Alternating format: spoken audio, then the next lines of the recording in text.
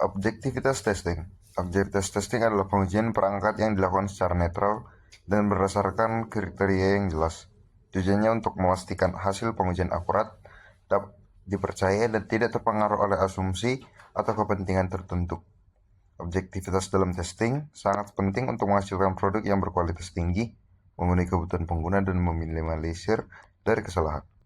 Beberapa objektivitas dalam testing yaitu ada verifikasi, validasi, deteksi error, mencegah terulangnya error, mengidentifikasi kelemahan sistem, evaluasi kinerja sistem, dan menyesuaikan kesesuaian dengan standar untuk memenuhi standar industri atau regulasi yang berlaku. Selanjutnya yaitu misi tim testing. Dalam struktur tim, tester berperan sebagai penguji dan bukan sebagai pemogram. Tugas mereka fokus pada pengujian dan penilaian produk, bukan pada penulisan atau perbaikan kode. Hal ini memungkinkan tester untuk memberikan perspektif yang objektif dan independen mengenai kualitas produk tanpa terpengaruh oleh proses pengembangan kode itu sendiri.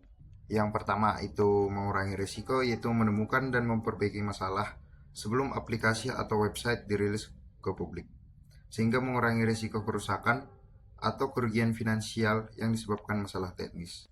Yang kedua, meningkatkan kualitas, memastikan bahwa aplikasi atau website bebas dari bug dan berfungsi dengan baik sesuai dengan spesifikasinya. Yang ketiga, memastikan keamanan, yaitu memeriksa dan mengidentifikasi potensi kerentanan keamanan dalam aplikasi atau website. Ini termasuk melakukan pengujian dan memastikan bahwa data pengguna aman. Dan yang terakhir, mengevaluasi dan melaporkan kualitas produk. Tim testing memiliki tanggung jawab untuk melakukan evaluasi mendalam terhadap produk yang sedang diuji. Evaluasi ini meliputi pengujian fungsionalitas, kinerja, keamanan, dan aspek-aspek lain yang relevan dengan kualitas produk. Selanjutnya yaitu psikologi testing. Tugas utama tester adalah mencari dan menemukan kelemahan dalam kode, bukan hanya mengonfirmasi bahwa kode tersebut berjalan sebagaimana mestinya. Dengan kata lain, seorang tester harus lebih fokus pada identifikasi potensi masalah daripada hanya memahami bahwa kode berfungsi. Yang pertama itu ada pemahaman teknisi. Presenter harus memahami bagaimana teknologi bekerja dan bagaimana mereka dapat memanfaatkan kelemahan teknis untuk memasuki sistem. Yang kedua, pemahaman psikologis. Para tester juga harus memahami bagaimana orang lain berpikir dan bertindak, yang termasuk memahami teknik manipulasi sosial seperti phishing yang digunakan untuk menipu pengguna dan memaksa mereka untuk membagikan informasi sensitif. Ketiga, analisis risiko. Para tester harus mampu menganalisis risiko dan dampak potensial dari serangan yang mereka temukan. Yang keempat, pengembangan strategi. Setelah menemukan kelemahan strategi, pentester harus mengembangkan strategi untuk mengatasinya. Ini bisa termasuk merekomendasikan dan pelatihan karyawan atau implementasi kebijakan keamanan yang lebih ketat. Yang kelima, penerapan teknik. Pentester menggunakan berbagai teknik untuk mengevaluasi keamanan, termasuk pengajian aplikasi, analisis kode, dan simulasi serangan. Selanjutnya adalah prinsip-prinsip terkait testing. Prinsip pertama, testing merupakan pekerjaan yang kreatif dan sulit. Tester perlu berpikir kreatif untuk merancang sebuah skenario pengujian sistem. Contohnya, tester aplikasi cuaca menguji skenario cuaca ekstrim seperti hujan deras atau badai. Tester juga menguji aplikasi saat koneksi internet melemah untuk menemukan bug yang menyebabkan crash. Yang kedua, testing berbasis pada risiko. Pengujian harus fokus pada area berisiko tertinggi untuk mendeteksi adanya masalah awal. Contoh, dalam sistem perbankan online, tester mengutamakan pengujian transfer uang dan autentikasi pengguna. Hasilnya, beberapa kerentanan terdeteksi yang dapat dieksploitasi untuk penipuan. Yang ketiga, testing harus direncanakan. Rencana pengujian yang matang akan memastikan semua fungsi aplikasi akan diuji. Contoh, pada proyek website e-commerce, tester membuat rencana untuk pendaftaran, pemilihan produk, dan pembayaran. Rencana ini akan membantu memastikan aplikasi sepenuhnya diuji sebelum diluncurkan. Keempat, testing harus melibatkan semua pihak yang terkait. Kolaborasi antara pengembang, tester, dan pengguna penting untuk menemukan sebuah masalah. Contoh, dalam aplikasi pembelajaran online, tester akan mengundang guru dan siswa untuk mencoba versi beta. Masukan mereka akan membantu tim pengembang untuk mengoptimalkan fitur-fitur pada sistem agar lebih user-friendly. Dan yang kelima adalah tidak ada bug yang terhapus 100%. Maksudnya, selalu ada kemungkinan bug tidak terdeteksi meskipun pengujian sudah menyeluruh. Contohnya, setelah meluncurkan aplikasi manajemen proyek, pengguna melaporkan bug pada fitur notifikasi. Penyelidikan menemukan bahwa bug muncul dalam kondisi tertentu yang tidak diuji sebelumnya. Selanjutnya adalah isu-isu terkait testing. Yang pertama, sistem sering mengandung bug. Bug selalu muncul meskipun pengujian sudah dilakukan kombinasi caranya. Contoh, banyak pengguna aplikasi perbankan mobile melaporkan bahwa fungsi transfer uang tidak selalu berjalan dengan lancar. Beberapa transaksi gagal tanpa adanya notifikasi yang jelas, sehingga membuat pengguna menjadi frustasi. Yang kedua, teknologi yang terus berkembang menambah tantangan testing. Pengembangan teknologi membuat pengujian perangkat lunak menjadi semakin sulit. Contohnya, pada aplikasi streaming film yang menggunakan AI, tester kesulitan untuk menguji rekomendasi film berdasarkan perilaku pengguna. Banyak faktor yang memengaruhi hasil sehingga hal ini meningkatkan risiko terjadinya kesalahan keputusan. Yang ketiga, testing belum dianggap sebagai karir yang menjanjikan. Pengujian perangkat lunak sering dianggap kurang penting dalam pengembangan software. Hal ini akan menyebabkan kurangnya minat terhadap profesi tester. Yang keempat, keterbatasan waktu untuk pengujian. Tim pengembang seringkali memiliki tenggat waktu yang ketat, mengurangi waktu untuk melakukan pengujian. Contohnya, dalam proyek aplikasi untuk acara besar, tim hanya memiliki beberapa minggu untuk menyelesaikan sistem. Akibatnya, banyak bug yang serius yang ditemukan setelah peluncuran sehingga mengganggu pengalaman user ke depannya. Dan yang kelima adalah komunikasi yang buruk antar tim. Kesenjangan komunikasi antara pengembang dan tester meningkatkan risiko kesalahan pada sistem. Contohnya, dalam proyek aplikasi e-commerce, pengembang melakukan perubahan antarmuka tanpa memberitahu tester. Akibatnya, tester menguji versi aplikasi yang tidak mencakup perubahan yang terbaru sehingga menyebabkan masalah pada saat sistem diluncurkan. Testabilitas software sendiri merupakan seberapa mudahnya perangkat lunak bisa diuji untuk memastikan kualitas dan fungsinya. Yang pertama ada operability atau kemampuan operasional, di mana jika semakin stabil software maka semakin mudah juga pengujiannya. Software itu bisa diandalkan dan berjalan konsisten dan juga meminimalkan bug atau error saat digunakan. Kemudian nomor 2 ada observability atau kemampuan observasi, di mana semua variabel dan kondisi sistem harus bisa diamati, outputnya jelas dan bisa diverifikasi. Kemudian status sistem dapat dilacak. Yang nomor 3 ada controllability atau kemampuan kontrol. Tim tester bisa mengontrol input dan kondisi pengujian, kemudian juga bisa memanipulasi status sistem tersebut, mengatur skenario pengujian yang berbeda, dan juga mempermudah mengatur environment testing. Yang nomor 4 ada simplicity atau kesederhanaan, yaitu desainnya simple dan kodenya mudah dipahami, modular dan terstruktur. Modular itu mirip-mirip ya. Kemudian ada komponen yang bisa diuji secara terpisah. Kemudian ada stability atau stabilitas, di mana perubahan minimal supaya tidak menyebabkan efek samping, konsisten dalam hal pengujian, dan juga dapat diandalkan di berbagai kondisi. Yang nomor 6 ada understandability atau kemudahan pemahaman, di mana dokumentasinya jelas dan lengkap serta desain mudah dipahami dan juga alur logikanya bisa diikuti. Yang nomor 7 ada traceability atau kemampuan pelacakan, di mana bisa melacak asal-usul bug tersebut, kemudian hubungan antara requirement dan test case-nya jelas sehingga histori perubahannya bisa dilacak. Yang nomor 8 ada accessibility atau aksesabilitas, di mana kemudahan akses yang diuji, kemudian toolsnya juga pengujian compatible, interface pengujian tersedia, dan juga lingkungan pengujiannya mudah untuk di setup.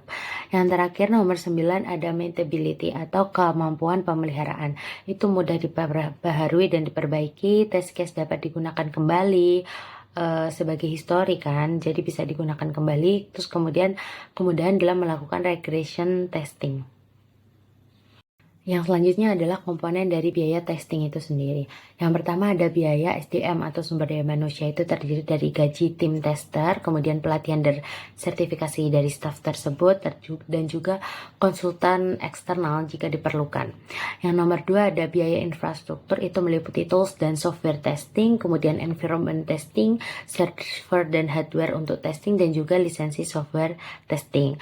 Yang nomor 3 adalah biaya otomatisasi, yaitu pembuatan test script, maintenance automation framework, terus juga tools automation testing, dan juga training automation. Kemudian ada biaya akibat defects atau cacatnya dari software tersebut. Jadi dampak langsungnya itu bisa waktu dan resource-nya untuk perbaikan itu lumayan lama, dan juga itu yang menyebabkan overtime di tim development. Kemudian juga ada penundaan rilis software. Kemudian yang nomor 2 ada dampak bisnisnya, itu kehilangan kepercayaan pelanggan, penurunan reputasi perusahaan, kemudian kehilangan potensial revenue, dan juga pembatalan kontrak. Kemudian yang dampak legalnya itu bisa penalti kontrak, tuntutan hukum, biaya kompensasi, dan juga denda regulatori. Kemudian ada keseimbangan dan optimasi biaya. Di sini yang pertama ada prinsip early testing atau jadi biasanya itu bug bisa dideteksi lebih awal supaya biaya lebih murah. Jadi semakin lama bug ditemukan maka akan semakin mahal biaya perbaikannya. Dan itu yang dimaksudkan adalah pencegahan lebih murah daripada perbaikan gitu. Kemudian ada strategi prioritas di mana fokus testing itu sendiri pada fitur yang mempengaruhi operasional atau fungsi utamanya. Pendekatan testing ini berdasarkan risiko dan juga identifikasi area yang rawan bug. Kemudian ada efisiensi testing, di mana kombinasi manual atau automate testing bisa digunakan kembali untuk test case. Jadi apabila ada test case yang hampir sama, jika dilihat dari histori sebelum-sebelumnya, itu bisa digunakan kembali untuk efisiensi testing. Kemudian yang selanjutnya adalah siklus hidup software atau Software Development Life Cycle atau SDLC. Jadi fase pertama itu perencanaan dan inisialisasi proyek, di mana sebelum proyek itu dimulai, biasanya mereka akan membuat dokumentasi resmi untuk proyek, menentukan ruang lingkupnya, merencanakan sumber daya dan jadwalnya, memilih metodologi pengembangannya pakai Agile atau Waterfall, kemudian membentuk tim yang akan mengerjakan proyek tersebut. Yang kedua adalah fase analisa kebutuhan, di mana di sini tim akan mengumpulkan semua kebutuhan dari stakeholder, kemudian akan menganalisis proyek ini layak secara teknis dan juga bisnis, dan semua kebutuhan tersebut bisa didokumentasikan dengan detail dan diurutkan berdasarkan prioritasnya. Tim juga menghitung sumber daya, berapa jumlah sumber daya yang dibutuhkan, dan juga waktu ya pengerjaannya. Untuk pengidentifikasian ini juga bisa mengetahui apa saja batasan dan kendala yang mungkin dihadapi nantinya, serta bisa melakukan penilaian risiko lebih awal. Kemudian fase 3 itu ada desain sistem. Di fase ini membuat rancangan sistem secara menyeluruh, mulai dari struktur database sampai tampilan antarmuka pengguna, kemudian juga memilih teknologi yang akan digunakan, merancang sistem keamanan, menentukan bagaimana komponen-komponen bisa saling terhubung, kemudian juga memastikan sistem agar memiliki performa yang baik. Semua aspek teknis dipertimbangkan dengan matang untuk membuat fondasi yang kuat.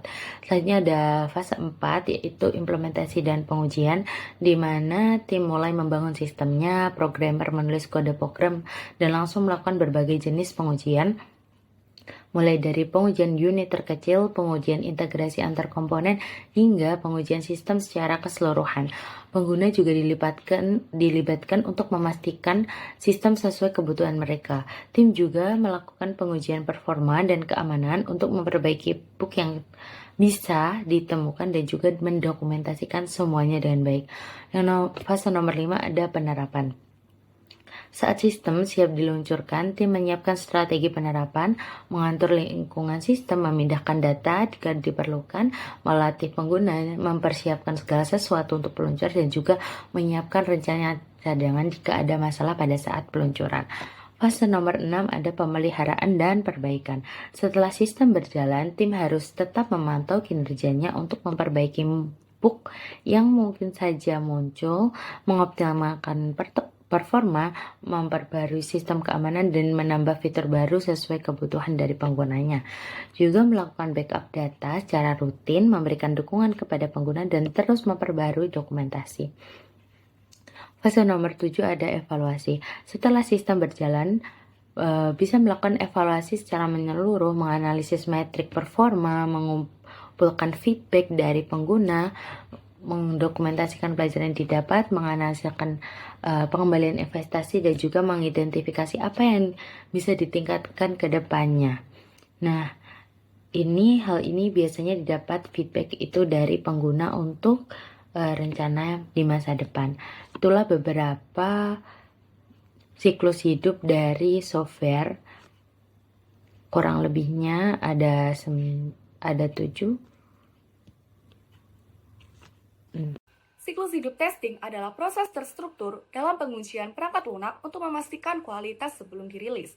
Ada 6 tahapan. Yang pertama yaitu perencanaan testing. Tahap ini mencakup penentuan strategi, cakupan sumber daya, jadwal, serta alat yang digunakan untuk pengujian.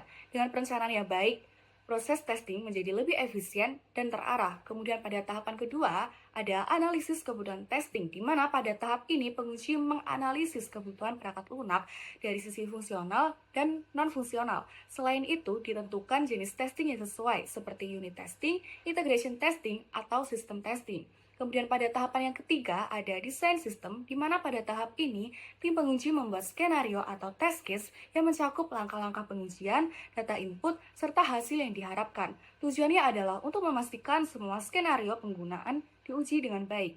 Kemudian pada tahapan keempat ada implementasi dan eksekusi testing, di mana pada tahap ini test case yang tadi telah dirancang dijalankan pada perangkat lunak. Hasil pengujian dicatat dan dibandingkan dengan ekspektasi. Jika ditemukan bug atau error, maka akan diteruskan ke tim pengembang untuk diperbaiki. Kemudian pada tahapan kelima ada evaluasi hasil testing, di mana pada tahapan ini setelah perbaikan tadi dilakukan, penguji mengevaluasi apakah bug telah terselesaikan dan menjalankan regression testing untuk memastikan tidak ada dampak negatif dari perbaikan tersebut.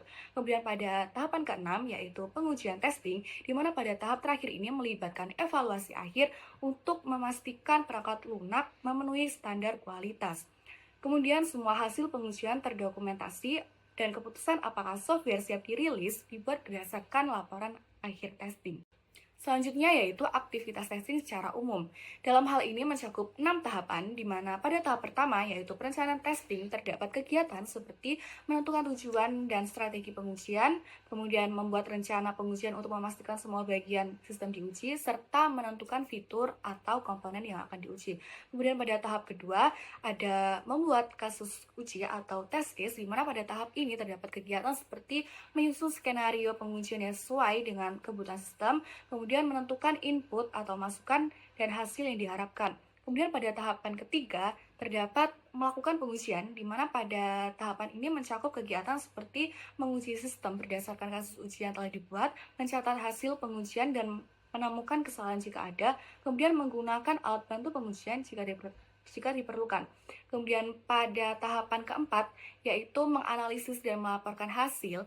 Pada tahap ini terdapat kegiatan seperti meninjau hasil pengujian dan mendokumentasikan bug atau error yang ditemukan, serta memberikan laporan kepada tim pengembang untuk dilakukan perbaikan. Kemudian pada tahapan kelima, yaitu perbaikan dan pengujian ulang, di mana pada tahapan ini mencakup kegiatan seperti tim pengembang memperbaiki kesalahan yang ditemukan, serta dilakukan pengujian ulang atau retesting untuk memastikan masalah sudah diperbaiki. Kemudian yang keenam, yaitu yang terakhir, terdapat tahapan uji akhir atau uji akhir dan implementasi, di mana pada tahapan ini terdapat kegiatan seperti melakukan uji coba akhir dengan pengguna akhir atau user acceptance. Serta jika sudah lolos uji, sistem mulai diterapkan di lingkungan kerja dan memantau sistem setelah diterapkan untuk memastikan stabilitasnya. Selanjutnya adalah tingkatan testing. Software testing terbagi menjadi dua jenis utama, yaitu yang pertama adalah functional testing dan yang kedua adalah non-functional testing. Untuk yang pertama, functional testing, di sini pengujian ini berfokus pada fungsionalitas utama software yang meliputi 1. Unit testing, menguji komponen terkecil seperti validasi form password. 2. Integration testing, memastikan integrasi antar komponen misalnya antara produk item card dan card di e-commerce. Kemudian 3, sistem atau end-to-end testing, menguji keseluruhan sistem agar sesuai dengan sistem yang dirancang. Kemudian yang terakhir yaitu acceptance testing, yaitu verifikasi eksternal oleh stakeholders atau end user sebelum software dirilis termasuk alpha, beta, dan UAT. Kemudian yang kedua adalah non-functional testing. Pengujian ini menguji aspek lain selain fungsionalitas, seperti yang pertama, security testing, mengidentifikasi celah keamanan. 2. Performance testing, menguji performa software di berbagai beban kerja. Kemudian 3. Usability testing, mengevaluasi user experience atau UX. Dan yang terakhir adalah compatibility testing, yaitu memastikan software berjalan baik di berbagai perangkat dan sistem. Baik, selanjutnya adalah jenis defect dalam software. Dan di beberapa jenis-jenis ini ada sekitar 8 jenis utama yang saya ambil. Pertama ada user interface defect, yang pasti itu berkaitan dengan masalah yang muncul pada tampilan dan interaksi pengguna dengan sistem. Dan itu biasanya contohnya termasuk letak yang tidak konsisten, tombol yang tidak berfungsi, navigasi yang membingungkan, atau pesan error yang tidak informatif. Nah, dampaknya itu ada pengalaman pengguna dan dapat menurunkan usability system secara signifikan. Misalnya, jika sebuah form pendaftaran memiliki label field yang ambigu atau validasi input yang tidak tepat, ini bisa membuat pengguna frustasi dan gagal menyelesaikan proses pendaftaran. Lalu yang kedua ada error handling. Ini biasanya berisi dengan bagaimana sistem menangani kondisi error atau exception. Nah, itu sistem yang baik harus bisa menangani berbagai skenario kondisi error ataupun di sistem tersebut. Sistem yang baik juga itu harus bisa menangani berbagai skenario kesalahan dengan graceful dan memberikan feedback yang jelas kepada pengguna. Contoh defect dalam kategori ini itu seperti garis aplikasi tanpa pesan yang jelas, error yang tidak tertangkap, atau unhandled exception, atau pesan error yang terlalu teknis untuk pengguna awam. Penanganan error yang buruk bisa membuat sistem tidak reliable dan sulit untuk didebug ketika ada masalah. Yang ketiga ada logical calculation defects, yaitu biasanya mencakup bug-bug dalam algoritma atau logika bisnis sistem. Nah, ini itu misalnya nih kesalahan dalam perhitungan matematika atau koneksi logika yang salah atau kesalahan dalam aturan bisnis. Sebagai contoh, misal dalam sistem penggajian formula perhitungan bonus yang salah atau kondisi if else yang tidak mencakup semua kekhawatiran kasus. Dan defect jenis ini hanya bisa sangat kritis berefek karena langsung mempengaruhi akurasi dan kebenaran output dari sistem. Lalu ada lagi data processing defect, yaitu berkaitan dengan bagaimana sistem ini memproses, menyimpan, dan mengambil data, termasuk masalah seperti inconsistent data, duplikasi data, kehilangan data saat proses, atau transformasi data yang didapat. Misalnya, sistem gagal memperbarui database setelah transaksi atau data yang disimpan dalam format yang salah. Defect ini sangat penting karena integritas data adalah fondasi dari sebuah informasi yang reliable. Lalu ada juga control flow defect. Ini tuh berkaitan dengan masalah dalam urutan eksekusi program atau flow dari sebuah proses yang lain. Contohnya ada infinite loops, ada deadlocks, ada race condition, atau ada program yang tidak sesuai dengan requirement atau definisi awal. Jadi misalnya di dalam sistem pemesanan online, jika konfirmasi pembayaran tidak menuju update status pemesanan dengan benar, ini adalah sebuah contoh dari control flow defect. Kan jenis ini itu bisa membuat sistem tidak predictable dan sulit untuk di maintenance. Lalu ada juga documentation, yaitu kita tidak dapat melihat operasi yang telah didefinisikan dalam dokumen panduan atau dokumentasi. Jadi misalkan kita akan membuat dokumentasi dengan adanya sebuah error nih, tapi pada saat kita melakukan testing, jadi tidak ada proses tersebut. Jadi nggak tahu asal mulanya ada di mana dan gimana kita bisa memperbaikinya kalau nggak ada di operasi yang kita tes tersebut. Padahal nggak ada di dokumentasinya tuh. Lalu ada source and version control. Itu program yang telah kadaluarsa mungkin dapat digunakan lagi bila ada efisien memperbaikinya. Yang terakhir ada boundary related errors, yaitu terjadi pada batasan atau boundaries domain input atau kondisi dalam sistem yang seringkali disebabkan oleh ketidaktepatan dalam menangani nilai-nilai di ujung rentang yang valid. Baik, selanjutnya adalah beberapa cara untuk meminimalisir sebuah defect. Ya, ada beberapa yang saya sebutkan, yaitu unit testing untuk menguji komponen individual. Jadi kita bisa menguji beberapa komponen secara individu agar lebih akurat testing yang kita lakukan. Yang kedua ada integration testing untuk memastikan komponen bekerja sama dengan baik. Jadi setelah individual tadi kita melakukan integration, jadi antar komponen kita testing dan kita uji apakah ada beberapa defect yang muncul atau udah berjalan sesuai dengan apa yang kita inginkan. Ada yang ketiga ada sistem testing untuk menguji sistem secara keseluruhan. Ini mungkin seperti integration testing tapi ini secara keseluruhan. Jadi kita mengujinya secara full utuh satu sistem tersebut. Untuk yang keempat ada user acceptance testing atau UAT untuk memastikan sistem memenuhi kebutuhan pengguna. Jadi kita dari apa yang sudah kita desain di awal dan juga di akhir nanti kita berikan feedback kepada si user apakah sistem yang kita buat ini sudah memenuhi ekspektasi si pengguna ataupun pemesan tersebut, dan sudah memenuhi kriteria awal ataupun kebutuhan yang disebutkan pada sebelum pembuatan sistem atau pada saat mendesain itu. Lalu ada performance testing untuk mengukur reliabilitas dan kecepatan sistem. Jadi di sini kita menghajar sistem dengan mencobanya secara terus-menerus untuk menguji performanya apakah dia reliable dengan apa yang kita bikin, dan juga kecepatan sistemnya ini apakah bisa di maintenance seperti itu atau untuk menghindari hal-hal seperti down dan sebagainya. Lalu ada security testing untuk mengidentifikasi celah keamanan. Jadi di sebuah sistem juga perlu dilakukan security testing agar nggak ada virus ataupun malware bahkan dihack dari orang luar gitu. Jadi agar keamanannya itu bisa terjaga dengan maksimal. Lalu ada selain itu penerapan praktik pengembangan yang baik seperti code review, lalu automated testing, dan continuous integration dapat membantu mengurangi kemungkinan defect ini sejak awal pengembangan hingga akhir. Baik, selanjutnya adalah penyeimbang biaya testing. Dan di sini saya mendapatkan beberapa poin yang bisa kita bahas. Yang pertama ada testing yang tidak memadai itu dapat meningkatkan risiko terjadinya kesalahan. Nah, ketika testing dilakukan terlalu minimal, ini menciptakan situasi yang sangat berisiko bagi organisasi. Misalkan dibayangkan seperti membangun jembatan tanpa melakukan uji kekuatan yang memadai. Mungkin akan menghemat biaya di awal, tetapi konsekuensinya bisa sangat mahal jika terjadi kegagalan. Nah, misalkan memang benar untuk biaya pengujian awal itu perlu mengeluarkan banyak-banyak. Tapi kalau misalkan ada musibah seperti jatuh ataupun roboh, itu malah akan menimbulkan membebani biaya di akhir. Dalam konteks software, testing yang tidak memadai dapat mengakibatkan bug kritis yang tidak terdeteksi hingga sistem sudah di production atau sudah di deploy. Jadi kita kecolongan dengan adanya bug kritis ataupun bug yang sangat mempengaruhi sistem tersebut. Yang kedua ada kehilangan kepercayaan pengguna ketika masalah muncul.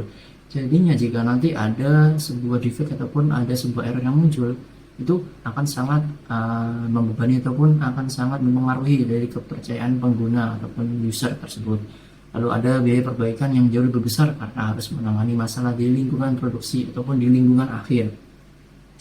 Karena balik lagi, tujuan dari testing adalah memastikan bahwasanya tidak ada kekurangan dan untuk meminimalisir bug-bug yang akan terjadi nantinya, sehingga kita bisa melakukan tindakan preventif sebelum munculnya kesalahan atau permasalahan tersebut.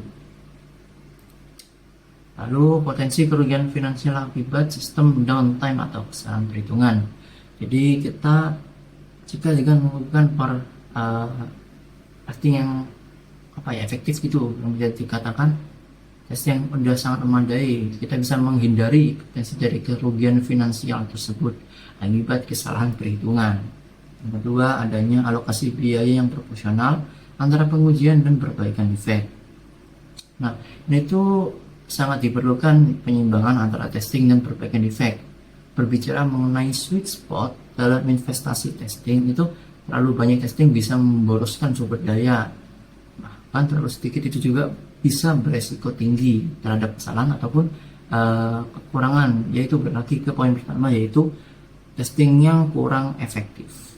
Nah, kesimpulan yang tepat itu bisa dengan melibatkan analisis cost benefit untuk setiap level testing, dan juga prioritas area testing berdasarkan resiko bisnis. Jadi mungkin bisa difokuskan pada area-area yang beresiko ataupun sangat berdampak pada pengalaman user. Lalu ada investasi dalam tools otomatisasi testing untuk efisiensi jangka panjang. Ada juga alokasi sumber daya yang tepat antara prevention, testing, dan cure atau perbaikan. Dan ada mempertimbangkan konteks bisnis seperti kritikalitas sistem dan ekspektasi pengguna. Lalu ada yang ketiga, yaitu pengujian yang dilakukan secara efektif dapat mengurangi potensi kerugian di masa yang akan datang. Nah, ini tuh menerapkan prinsip prevention is better than cure. Nah, dalam konteks pengembangan software ini, testing yang komprehensif di awal siklus pengembangan memberikan berbagai manfaat jangka panjang, seperti mengurangi total cost of ownership atau TCO dalam sistem tersebut, dan juga meminimalisir resiko kegagalan sistem yang bisa berdampak pada reputasi organisasi. Karena berlagi ke awal, jika kita ataupun sebagai user menemukan masalah di aplikasi maupun software yang kita pakai, nah, maka akan sangat berdampak pada pengalaman penggunaan kita dan mengurangi kepercayaan kita sebagai user. Lalu ada memudahkan maintenance dan pengembangan fitur di masa depan. Ada meningkatkan kepuasan pengguna dan mengurangi biaya support serta memberikan kepercayaan diri dalam melakukan perubahan sistem. Oke, lalu yang keempat ada pembagian resource testing berdasarkan tingkat resiko.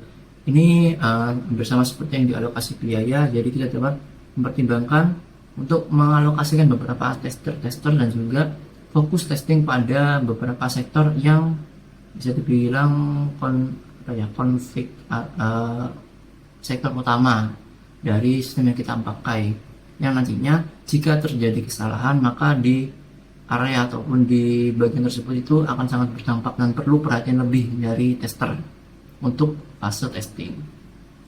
Dan yang terakhir ada mempertimbangkan biaya monitoring dan maintenance dari testing framework.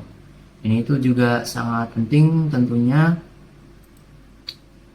karena untuk testing infrastruktur yang baik membutuhkan pemeliharaan rutin dan pembaruan tetap aktif dan efektif. Dan biaya ini itu harus dimasukkan dalam perhitungan total cost of ownership dari strategi testing di awal. Lanjut kita ke cara implementasi penyimbangan biaya testing yang efektif. Baik, selanjutnya adalah cara implementasi penyeimbangan biaya testing yang efektif. Yang pertama, Anda membuat strategi testing yang komprehensif. Balik lagi seperti yang terakhir, yaitu testing infrastruktur yang baik itu membutuhkan pemeliharaan rutin dan pembaruan untuk efektivitasnya. Jadi biaya ini itu harus dimasukkan dalam perhitungan di awal, sejak awal kita melakukan atau mempersiapkan untuk tahapan testing tersebut, sehingga kita tidak terkena biaya pembengkakan ataupun tidak terjadi kesalahan perhitungan di akhir nanti. Yang kedua, ada melakukan analisis risiko. Jadi kita sebagai tester maupun sebagai developer harus melakukan sebuah analisis risiko di awal. Kita harus menetapkan di mana-mana bug-bug ataupun masalah yang kemungkinan akan muncul nantinya, sehingga kita dapat dengan cepat dan tegap untuk melakukan tindakan preventif sebelumnya dan untuk menghindari bug yang akan bermunculan nantinya. Yang ketiga adalah mengoptimalkan proses dari testing. Jadi kita di sini tuh harus bisa mengalokasikan sumber resource testing yang lebih besar dan lebih baik dan tepat, yang dimana kita bisa dengan maksimal untuk memaksimalkan untuk optimalisasi proses testing tersebut, sehingga kita tidak untuk menghasilkan pembuangan-buangan biaya. Yang terakhir ada mengukur dan monitoring. Nah, jadi untuk membentuk sebuah ekosistem yang kompleks testing dengan tingkat keberhasilan yang tinggi, sehingga kita itu harus mempertimbangkan dari biaya monitoring dan maintenance si testing framework kita sendiri, sehingga kita dapat menciptakan sebuah testing infrastruktur yang baik tersebut, seperti itu. Jadi kesimpulan dari materi testing dalam pengembangan sistem informasi kita pada kali ini yaitu bahwasanya testing dalam pengembangan sistem informasi tersebut bukan sekedar proses teknis, melainkan sebuah pendekatan strategis yang membutuhkan keseimbangan antara berbagai aspek seperti kualitas, biaya, dan risiko. Keberhasilan implementasi testing bergantung pada pemahaman mendalam tentang prinsip-prinsip testing, pengelolaan sumber daya yang efektif, dan kemampuan untuk terus beradaptasi dengan perkembangan teknologi.